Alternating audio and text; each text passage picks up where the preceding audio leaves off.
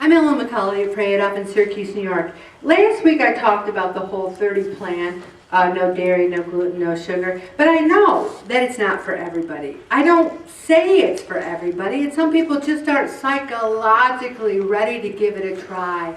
They're not. So I introduce other plans, like the Mediterranean plan, or today we're talking about the DASH plan, the dietary approaches to reducing sodium or something like that, sodium reduction. And can't say enough about herbs and spices.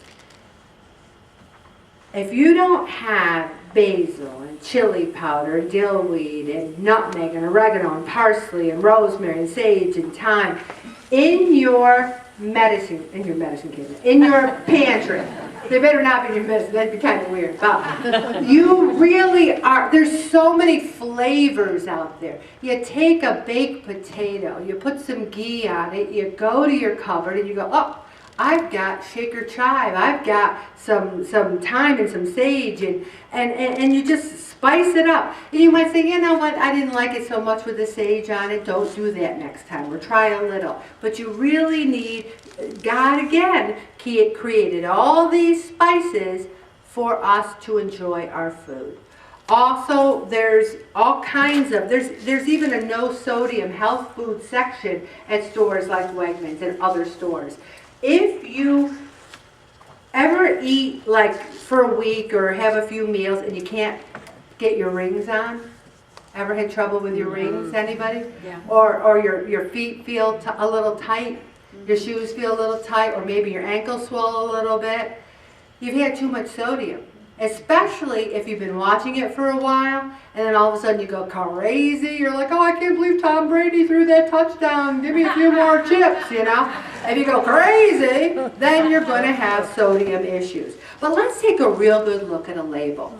All right, I've got a bag of frozen peas in one hand. I got a can of peas in the other. And the first thing I always look at, is the serving size. I never look at the calories first. I look at the serving size first. So, the frozen peas, half a cup, there's 3 servings in this container, and there's 60 calories. Help me with the math, everybody. 60 times 3. 180. That was a little slow. I'm going to go get the Holy Family school teachers over here to help out. 180 calories. You know what my thought about that is? What if I want to eat the whole bag? So what? I don't care if I eat the whole bag. But let's say I'm going to eat the whole bag of frozen peas. How much sodium is there? 125 times that by 3. And that's not too bad. Or if you say, well, geez, I have this has got a little sodium, have 2 servings. And then the rest is just gravy. You know, it's got vitamins, it's got minerals. Let's look at the canned peas. How many servings? Serving size, half a cup, 3 servings, the same. Calories, the same, 180. But let's look at the sodium. I'm going to eat the whole can of peas. I love them. Okay. 380, let's round it up to 400 for you math impaired people out there. So 3 times 4, we're looking at 1,200 milligrams of sodium. We're getting into the danger Will Robinson zone here. It's too much sodium. So you're thinking, Ellen, I just had a can of peas. I don't know why I didn't lose any weight. Are you looking at the sodium? Also, this is something that I want us all to say as a group. Repeat after me. Easy on the alcohol. Let's say it together. Easy on the alcohol. Now, I'm going to have you say that as your mantra at the Holy Saturday night. Easy on the alcohol. Now, only kidding. But really, I'm not so worried about the sodium in alcohol because I don't really think there is any. I don't think. But, there's calories. And people say to me, Ellen, when's the last time you had a drink? And I'll say, well, I had a couple of cocktails New Year's Eve, but I give up drinking only a couple times a year. And they go, is it a religious decision? And I go, no, it's a calorie decision. There's too many calories. We're Catholic, we can drink, but we don't want the calories. Okay, be careful about that. Also, blood pressure being active. I can't say how important this is, but this article says to lower your blood pressure, 30 minutes of moderate level physical activity on most days of the week.